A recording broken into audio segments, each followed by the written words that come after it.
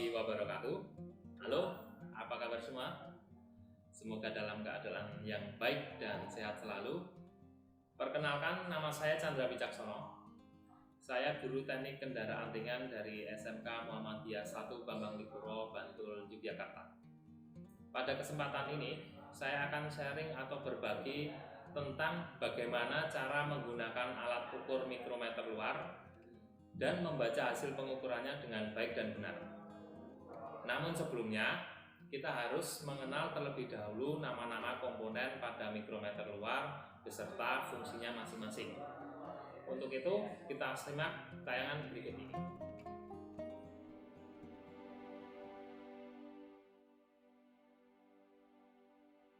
Anvil. Anvil adalah poros tetap atau bagian poros yang tidak bergerak. Fungsinya adalah sebagai penahan terhadap benda yang akan diukur.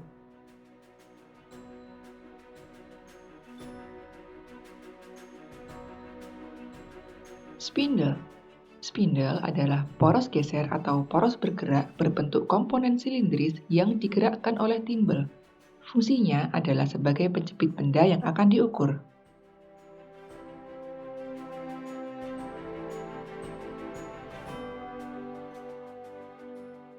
Lock nut atau pengunci adalah bagian yang dapat digunakan untuk mengunci pergerakan spindle atau poros geser.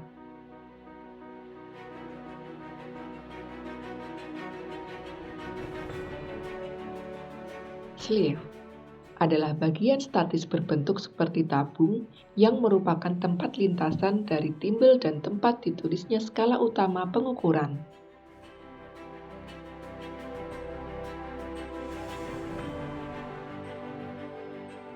Timbel adalah bagian yang dapat digerakkan oleh tangan penggunanya dan tempat ditulisnya skala nonius.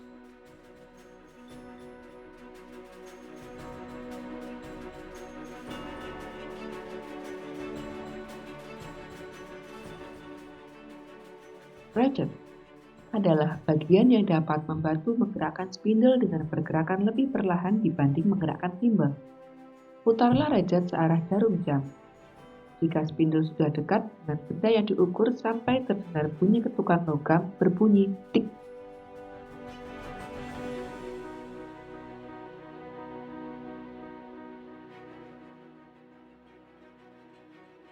Frame adalah komponen yang berbentuk seperti huruf J yang fungsinya sebagai rangka dari mikrometer untuk meletakkan komponen-komponen mikrometer lainnya dan juga sebagai pegangan mikrometer.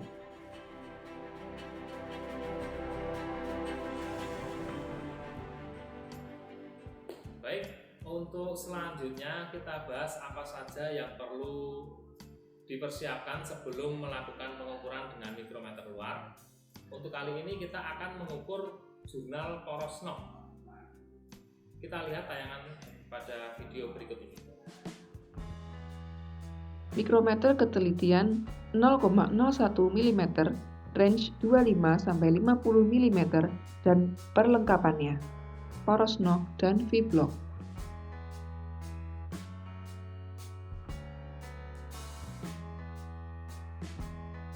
Dudukan atau stand mikrometer, sarung tangan, kain lap, LKPD atau job sheet dan alat tulis.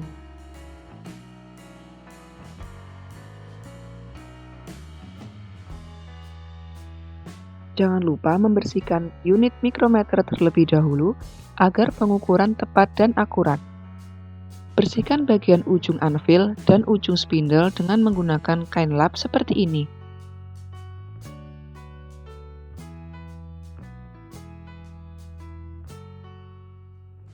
Setelah persiapan selesai, langkah selanjutnya adalah mengkalibrasi mikrometer.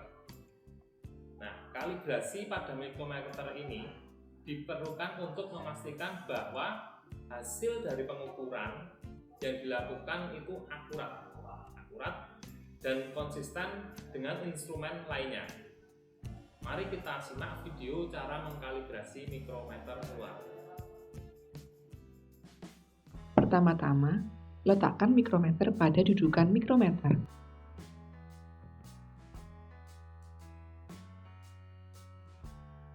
Ambil setting rod yang berukuran 25 mm, kemudian letakkan di antara anvil dan spindle, lalu jepitlah dengan memutar timbel perlahan.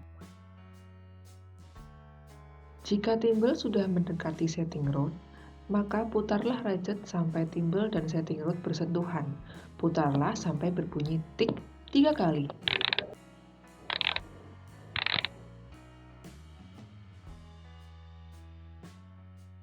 Lalu, kuncilah dengan lock nut.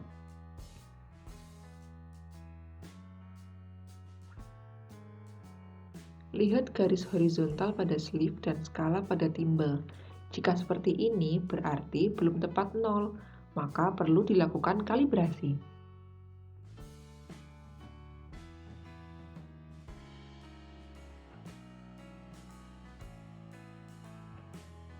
Ambil adjusting wrench dari kotak micrometer. Masukkan adjusting wrench pada lubang sleeve micrometer seperti ini. Lalu, putarlah sleeve sampai garis horizontalnya bertemu dengan angka 0 pada skala non-use.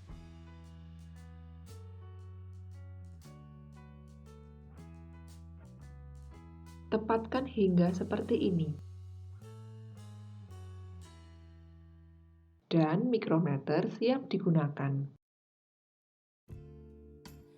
Setelah dikalibrasi dengan baik dan benar, langkah selanjutnya adalah melakukan pengukuran jurnal poros knob dengan menggunakan mikrometer luar. Jurnal poros knob nomor 1, 2, 3, dan 4.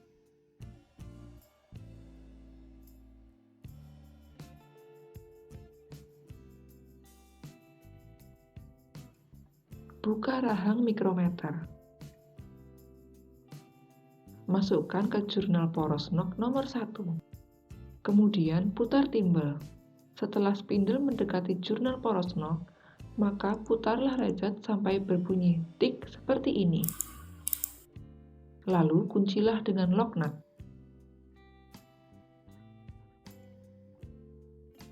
Dan bacalah hasil pengukurannya. Untuk hasil pengukuran seperti ini, kita baca dulu garis terakhir skala utama yang dilewati timbel, yaitu 43 mm. Perlu diingat bahwa pada skala utama terdapat dua garis, yaitu garis atas dan garis bawah. Garis yang atas memiliki nilai 1 mm, sedangkan garis yang bawah berada di tengah dua garis yang atas sehingga nilainya dibaca 0,5 mm. Pada skala non-use, terdapat 50 garis di mana setiap garis memiliki nilai 0,01 mm. Untuk membaca pengukuran ini, kita perlu melihat garis mana yang paling lurus terhadap garis horizontal pada skala utama. Dan di sini terbaca pada garis 21. Jadi, hasilnya adalah skala utama 43 mm ditambah skala non-use 0,21 mm sama dengan 43,21 mm. Lalu, silakan tuliskan hasilnya pada lembar kerja atau job sheet. Baik, sebelum melakukan pengukuran ke jurnal poros knob yang lain, ada hal-hal yang perlu kita perhatikan pada saat membaca hasil pengukuran mikrometer. Nah, hal-hal tersebut akan dijelaskan pada tayangan berikut ini. Jika ditemukan hasil pengukuran seperti ini, walaupun garis 31 mm pada skala utama sudah sedikit terlihat, namun skala non-use belum sampai 0, maka itu belum sampai 31 mm, tapi hasilnya adalah 30,50 mm tambah 0,46 mm sama dengan 30,96 mm.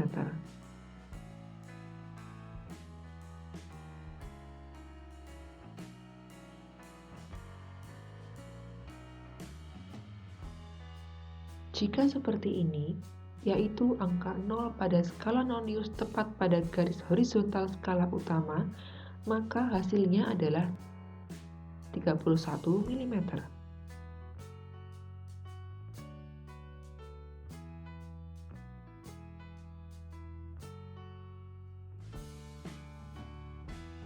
Dan jika ditemukan seperti ini, terbaca pada skala utama 31 mm dan skala nonius 3 garis dari angka 0, maka hasilnya adalah 31 mm ditambah 0,03 mm sama dengan 31,03 mm.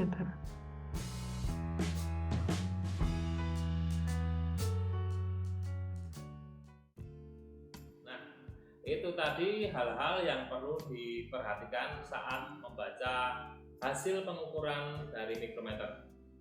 Untuk selanjutnya, lakukan pengukuran pada jurnal Korosnok 2, jurnal Korosnok 3, dan jurnal Korosnok yang keempat dengan cara yang sama seperti jurnal pada Korosnok yang pertama tadi. Kemudian catatlah pengukuran tersebut pada job sheet atau lembar kerja.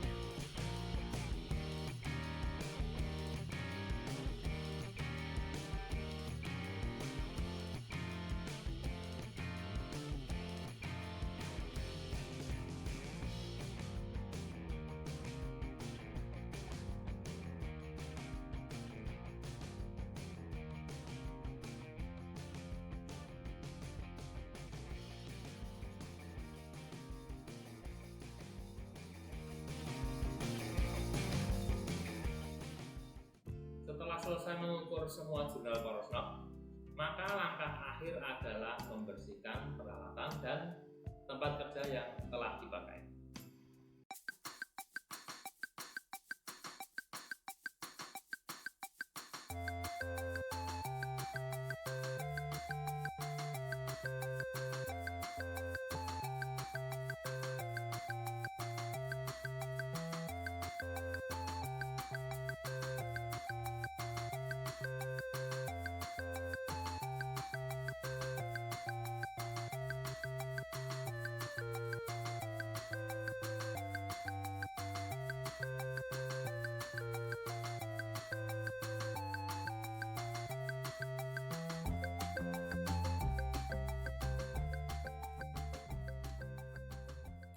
Nah, begitulah tadi cara menggunakan alat ukur mikrometer luar dan membaca hasil pengukurannya. Sekian video dari saya, banyak salah saya mohon maaf, dan apabila ada saran, kritik, komentar, atau koreksi, boleh sekali untuk memperbaiki kekurangan dari video ini. Atas perhatiannya saya ucapkan banyak terima kasih. Sampai jumpa di lain kesempatan. Wassalamualaikum warahmatullahi wabarakatuh.